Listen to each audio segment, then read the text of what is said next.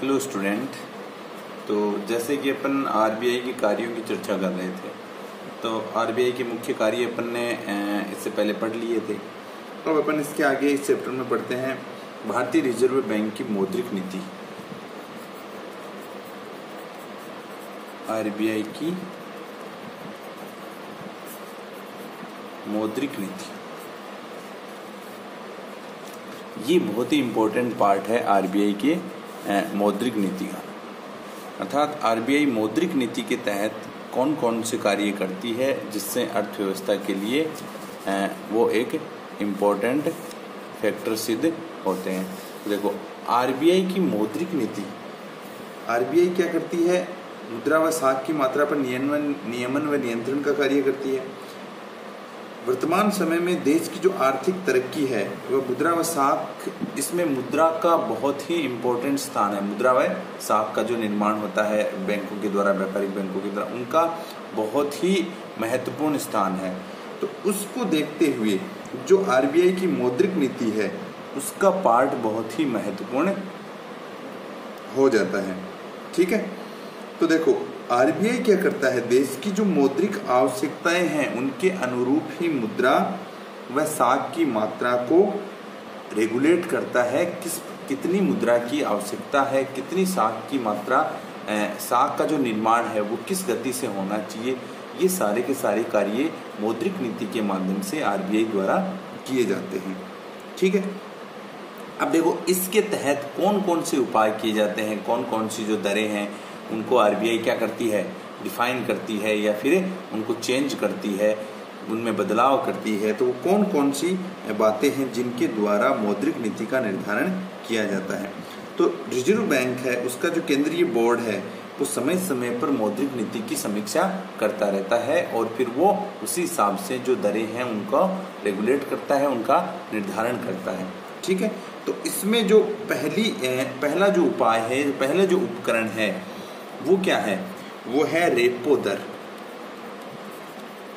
Repo दर, repo दर क्या होती है? रेपो दर वो होती है जिस दर पर रिजर्व बैंक वाणिज्यिक जो बैंक होते हैं, जो व्यापारिक बैंक होते हैं, उनको अल्पकालीन लेन देन के लिए क्या देता है? उधार देता है या ऋण मुहैया कराता है। उसको क्या कहा जाता है? रेपो दर कहा जाता है। अर्थात कहने की बात यह है या समझने वाली बात यह है कि व्यापारिक बैंक आरबीआई से अल्पकाल, ये तीन बातें हैं। व्यापारिक तो बैंक आरबीआई से, रिजर्व बैंक से और अल्पकाल के लिए क्या लेते हैं? उधार लेते हैं। तो उसको क्या कहा जाता है? उसको कहा जाता है रेपो दर। अर्थात कई बार क्या होता है, जैसे व्यापारिक बैंक होते हैं वो एक दिन के लिए भी उधार लेते हैं, एक सप्ताह के लिए भी उधार लेते हैं, 15 दिन के लिए भी उधार लेते हैं, 30 दिन के लिए भी उधार लेते हैं। तो अल्पकाल, थोड़े समय के लिए व्यापारिक बैंक क्या लेते हैं? आरबीआई से उधार लेते हैं अल्पकाल के लिए। तो उस दर को, जिस दर पर वो उधार आरबीआई उनको उपलब्ध करवाता है, उसको रेपो दर कहा जाता है। देखो बहुत बार क्या होता है, व्यापारिक बैंकों को एक थोड़े समय, कई बार जैसे उनके पास नकदी का संकट हो गया, ठीक है, तो वो संकट लंबे समय के लिए नहीं रहता है, वो थोड़े समय के लिए रहता है। उस थोड़े समय के लिए उस नकदी के संकट को पाटने के लिए व्यापारिक बैंक आरबीआई से क्या ले लेते हैं? उधार ले लेते हैं। तो जिस दर के तहत वो लिए जाते हैं उसको रेपो दर कहा जाता है। ठीक है, एक तो ये बात हुई, एक तो ये दर है।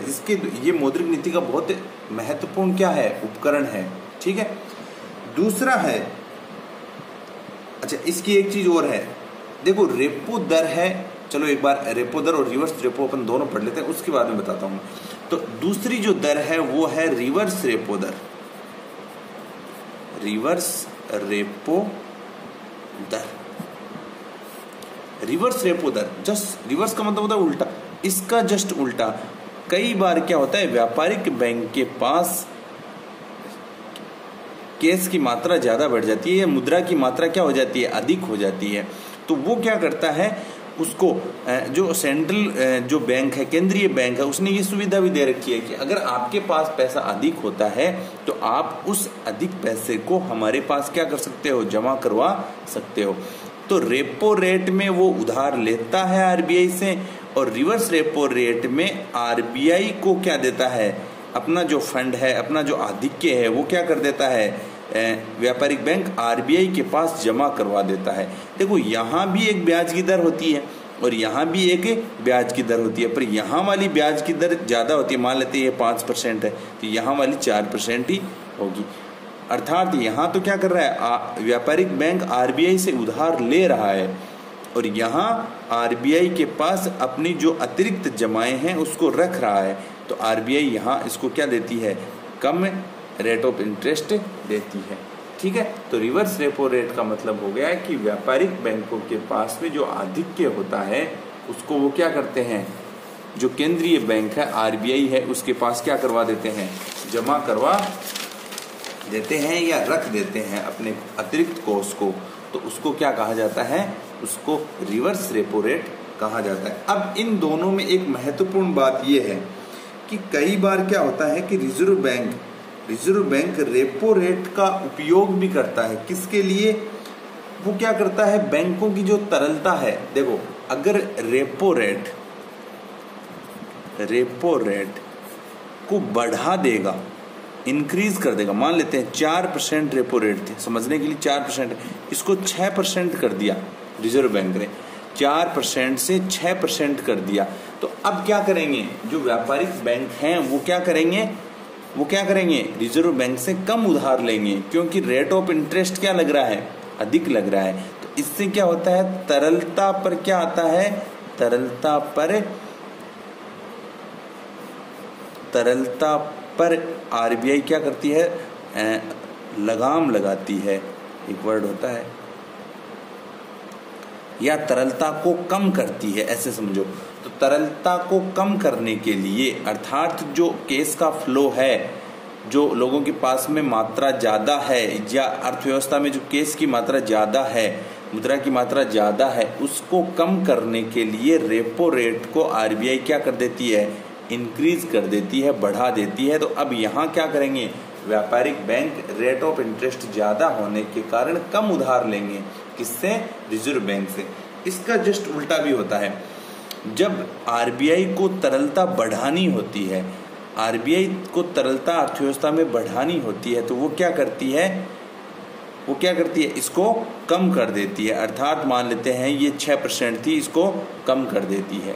ठीक है, वैसे ही रिवर्स रेपो रेट के तहत भी होता है। ठीक है,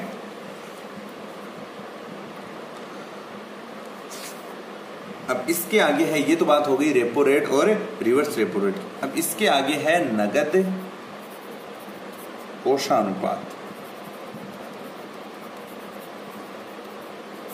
नगद कोषानुपात, इसको CRRB कहा जाता है। नगद कोषानुपात को CRRB कहा जाता है। कैश रिजर्व रेशियो, देखो कैश रिजर्व रेशियो का मतलब होता है कि आरबीआई ने एक जो बैंकिंग जो संविधान है उसके तहत ये नियम बना रखे हैं, जैसे रेपो रेट है, रिवर्स रेपो रेट है, बैंक दर है, वैसे ही नगद कोषानुपात। तो ये वो होता है जो व्यापारिक बैंकों को अपने पास हमेशा नगद रूप में रखना होता है। तो नगद रूप में व्यापारिक बैंक अपने पास जो मात्रा रखते हैं उसको नगद कोषानुपात कहा जाता है। ठीक है, तो नगद कोषानुपात का मतलब है व्यापारिक बैंक, देखो व्यापारिक बैंक के पास मान लेते हैं 100 रुपये जमा हुए, नगद कोषानुपात है 15%, तो इसको 15 रुपये क्या करने पड़ेंगे, अपने पास ही रखने पड़ेंगे। बाकी के 85 रुपये क्या कर सकता है, दूसरों को उधार दे सकता है, अपने ग्राहकों को ऋण के रूप में उधार दे सकता है। तो नगद कोषानुपात का मतलब है कि नगद के रूप में आरबीआई व्यापारिक बैंक अपने पास में जो नगद मुद्रा रखते हैं उसको नगद कोषानुपात या कैश रिजर्व रेशियो कहा जाता है, CRR। ठीक है, इसके बाद में आता है वैधानिक तरलता अनुपात। वैधानिक तरलता अनुपात SLR। SLR, standard liquidity ratio. अब देखो ये क्या होता है, देखो जिस प्रकार व्यापारिक बैंकों को अपने पास नगद के रूप में कुछ मुद्रा का भाग रखना होता है, वैसे ही उनको जो केंद्रीय बैंक है, केंद्रीय बैंक अर्थात RBI, हमारे यहाँ RBI के पास भी अपनी कुल जमाओं का एक भाग क्या करना पड़ता है, जमा के रूप में रखना पड़ता है। तभी तो RBI इसकी गारंटी देती है व्यापारिक बैंकों की। तो मान लेते हैं 20% क्या है, SLR है। अगर SLR की रेट 20% है तो मान लेते हैं अगर किसी व्यापारिक बैंक के पास में 100 रुपये जमा होते हैं तो 20% अर्थात 20 रुपये वो कहाँ जमा कराएगा, RBI के पास जमा करवाएगा। ठीक है, तो ये है वैधानिक तरलता अनुपात। तो इन सब में जैसे नगद कोषानुपात है, वैधानिक तरलता अनुपात है, इनमें परिवर्तन करके भी क्या किया जा सकता है, जो साख की प्रक्रिया है उसको नियंत्रित किया जा सकता है या साख नियंत्रण के उपायों को किया जा सकता है। ठीक है, तो ये है वैधानिक तरलता अनुपात। तो ये मोटे मोटे एक चीज और है, वो आपके यहाँ दे नहीं रखी है बुक में, पर एक होती है बैंक दर। बैंक दर क्या होती है, बैंक दर होती है जैसे आपने पढ़ा रेपो दर, लगभग वैसी होती है, बस वहां एक वर्ड आता है अल्पकालीन और यहाँ वो वर्ड नहीं आता है। अर्थात यहाँ होता है व्यापारिक बैंक लंबे समय के लिए या दीर्घकाल के लिए जो केंद्रीय बैंक है अर्थात RBI से जो उधार लेता है और वो जिस दर के तहत लेता है वो कहलाती है बैंक दर कहलाती है।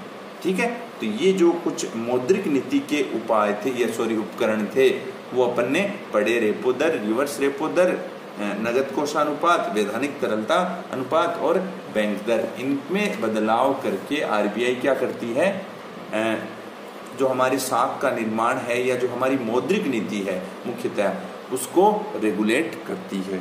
ठीक है, अब इसके आगे है केंद्रीय बैंक व व्यापारिक बैंक में तुलना। केंद्रीय बैंक व व्यापारिक बैंक में तुलना। देखो इससे पहले आपने व्यापारिक बैंक के बारे में पढ़ा था, तो व्यापारिक बैंक की क्या होते हैं, कुछ अलग कार्य होते हैं और केंद्रीय बैंक के कुछ अलग कार्य होते हैं। तो इसके बारे में अपन एक बार फिर से, कई बार ये क्वेश्चन आ जाता है, केंद्रीय बैंक व व्यापारिक बैंक में तुलना कीजिए, अर्थात इसका काम अलग है, इसका काम अलग है, तो आपको अलग अलग पता होना चाहिए। बहुत बार कंफ्यूजन हो जाता है, कार्य होता है केंद्रीय बैंक का, लिख देते हैं व्यापारिक बैंक में, तो इनको अलग अलग समझना जरूरी है। ठीक है, तो देखो व्यापारिक बैंकों का प्रमुख उद्देश्य लाभ कमाना होता है। जो व्यापारिक बैंक होते हैं वो लाभ कमाने के उद्देश्य से कार्य करते हैं, जबकि केंद्रीय बैंक का प्रमुख उद्देश्य मौद्रिक व बैंकिंग जो व्यवस्थाएं हैं उनका नियमन व नियंत्रण करता है। ये क्या करता है, इन व्यापारिक बैंकों पर नियंत्रण का कार्य करता है। ठीक है, पहला अंतर तो ये हुआ। दूसरा है व्यापारिक बैंक अपनी व्युत्पन्न जमाओं के माध्यम से साख निर्माण करते हैं, वो आपने पहले पढ़ लिया है, साख निर्माण किस प्रकार किया जाता है, एग्जाम्पल के द्वारा आपको बता दिया। तो ये साख निर्माण का कार्य करते हैं, जबकि ये क्या करते हैं, नए नोट छापने का कार्य या नोट निर्गमन का कार्य केंद्रीय बैंक के द्वारा किया जाता है। अगला है व्यापारिक बैंक अपने ग्राहकों को अल्पकालीन व दीर्घकालीन ऋण प्रदान करते हैं, जबकि केंद्रीय बैंक सरकार व व्यापारिक बैंकों को ये तो क्या करते हैं, अपने जो ग्राहक जैसे अपन लोग हैं, आम लोग हैं, वो क्या होते हैं, इनके कस्टमर होते हैं और केंद्रीय बैंक के कस्टमर होते हैं। एक तो सरकार होती है, अपन ने पढ़ा था कल, एक तो सरकार होती है और फिर और बाकी कौन होते हैं, व्यापारिक बैंक होते हैं। अपन लोगों का सीधा केंद्रीय बैंक से कोई संबंध नहीं होता है। ठीक है, व्यापारिक बैंक अपने ग्राहकों से जमाएं स्वीकार करते हैं, जबकि केंद्रीय बैंक ग्राहकों से, ये तो बात हो गई पहले। तो केंद्रीय बैंक और व्यापारिक बैंक में एक अंतर ये भी है कि ये इनसे हमारा डायरेक्ट कोई लेन देन नहीं होता है, जबकि व्यापारिक बैंकों का डायरेक्ट जो कस्टमर हैं, जैसे अपन लोग हैं, आम लोग हैं, उनसे सीधा संबंध होता है। व्यापारिक बैंक केंद्रीय बैंक द्वारा जारी मौद्रिक व साख नीति का अनुपालन करते हैं, जबकि केंद्रीय बैंक सरकार का सलाहकार एवं बैंकों का बैंक होता है। ये क्या करते हैं, RBI के द्वारा जो गाइडलाइंस दी जाती हैं, जो मौद्रिक नीतियां बनाई जाती है, उनकी अनुपालना के तहत कार्य करते हैं, जबकि ये क्या करते हैं, ये देश की जो मौद्रिक ढांचा है उसका सही क्रियान्वयन कैसे हो उसके लिए कार्य करते हैं। ठीक है, तो इस प्रकार, और व्यापारिक बैंकों में ग्राहक अपनी इच्छा अनुसार राशि, जबकि व्यापारिक बैंकों को अपनी जमाओं का एक निश्चित अनुपात केंद्रीय बैंक में जमा करना अनिवार्य होता है। देखो यहाँ क्या होता है, यहाँ जो कस्टमर होता है, जो अपन लोग होते हैं, आम लोग, वो अपनी जमाएं जमा करवाते हैं, और यहाँ क्या होता है, व्यापारिक बैंक केंद्रीय बैंक के पास में क्या करता है, एक निश्चित भाग उसका जमा करवाता है। तो थोड़े बहुत माइनर क्या है, दोनों में अंतर है। आप अगर थोड़ा सा व्यवहारिक रूप से इसको समझने की कोशिश करें तो बहुत सरल है, दोनों को अलग अलग समझा जा सकता है। इसके कार्य अलग हैं, इसके कार्य अलग हैं। ठीक है, तो इस प्रकार ये आपका चैप्टर पूरा हुआ।